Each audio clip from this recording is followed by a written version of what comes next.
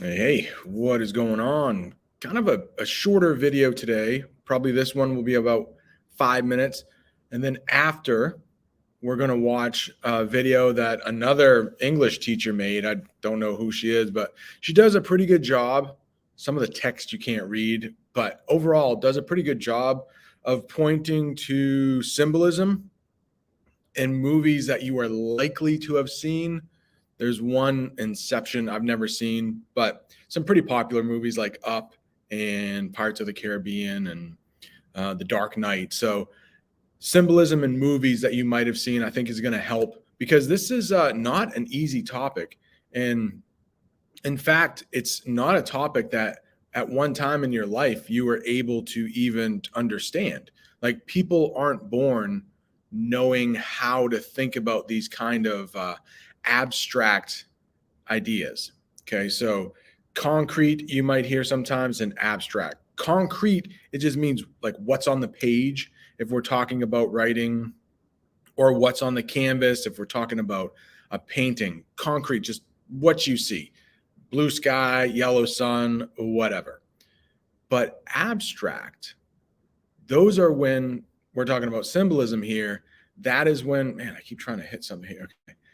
Symbolism, that is when the objects mean more than just themselves. And I'm going to give you a couple examples of things in the classroom, things you might have seen already. So for the first one, it's kind of easy because it's right on my finger. And I use this quite a bit. So when people wear wedding rings, it's more than just the metal it's made out of. So if you've ever been to a wedding, when wedding rings are exchanged, it represents like lifelong commitment, uh, eternity, like forever. And I think I've heard that the fact that it's in the shape of a circle, it never ends. That's supposed to further like extend the idea of like forever, even after death. So it's a circle, represents eternity, forever, commitment. More than just like, so a lot of times I talk about like if you were an alien and you've never been to this planet and you were just dropped here and you look at something like this, you're like, whatever, it's shiny, it's a circle.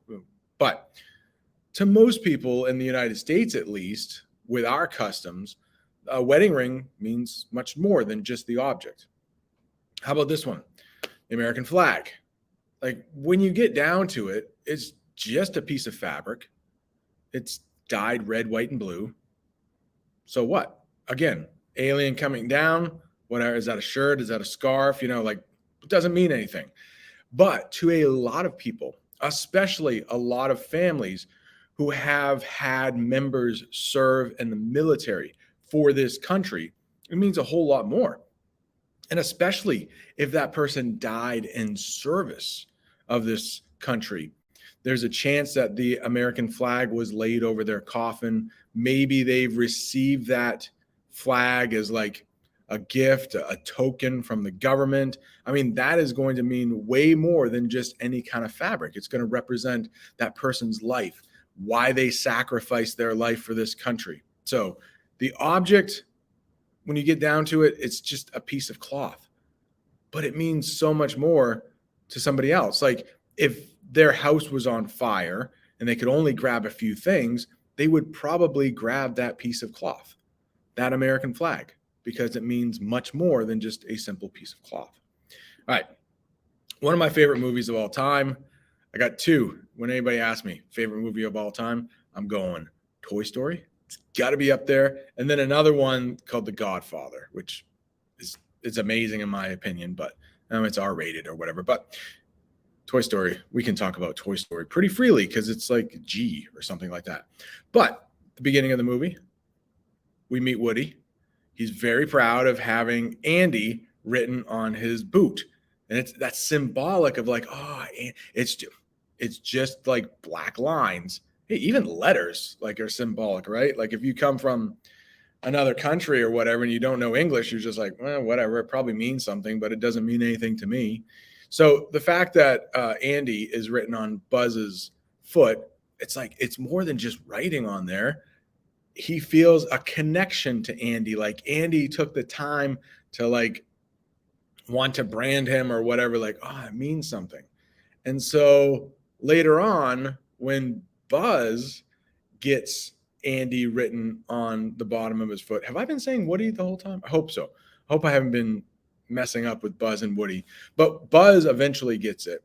And I don't know how much it means to Buzz. I mean, he does say, hey, I've been accepted into your culture. So that would be symbolic. But to Woody means much more. It's like it's jealousy. Those words represent more than just the black marks on the bottom of his foot.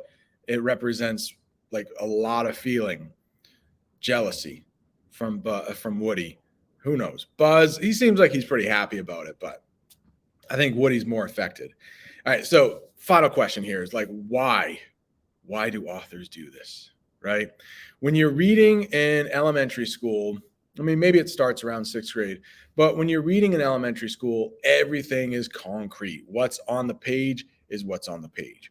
But when you're starting to read things a little differently or watch some of these movies, I will say all day long, Marvel does a great job presenting ideas. There is some symbolism there. We're going to see it in the next video we watch with Iron Man. There is some symbolism. I mean, with superheroes in general, like they all have symbols. Even Hawkeye has a symbol. When you see it, like, oh, that represents Hawkeye or whatever. But it's the Spider-Man symbol.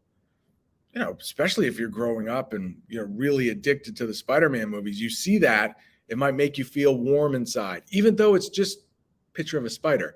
But symbolically, like it means much more. So why do authors and artists? I mean, writing is an art. Movie making is an art. Painting on a canvas, sketching on a notepad, that is art.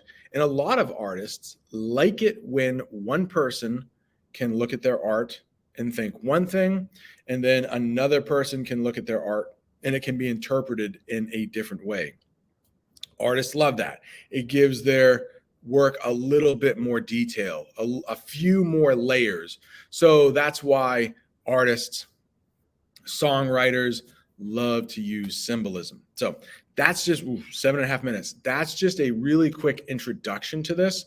If you get it, great. If you don't, we are going to look at some more examples throughout the year because it is a pretty hard thing to wrap your mind around, like, oh, that chair in the corner, like that dusty chair in the corner isn't just a chair. It could represent like somebody's life. So, and then, but to somebody else, it might be just a dusty chair. Sometimes authors do that. Oh, it's just a dusty chair, but it could be something else. That's what makes English so exciting for me. I like English class, but for some people, you're like, just come on, just read the book.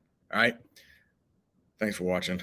I guess you had to, right? But I hope you get something out of it. All right. The next thing we'll watch is about a 5-minute clip of some movies. Oh, I'm sorry.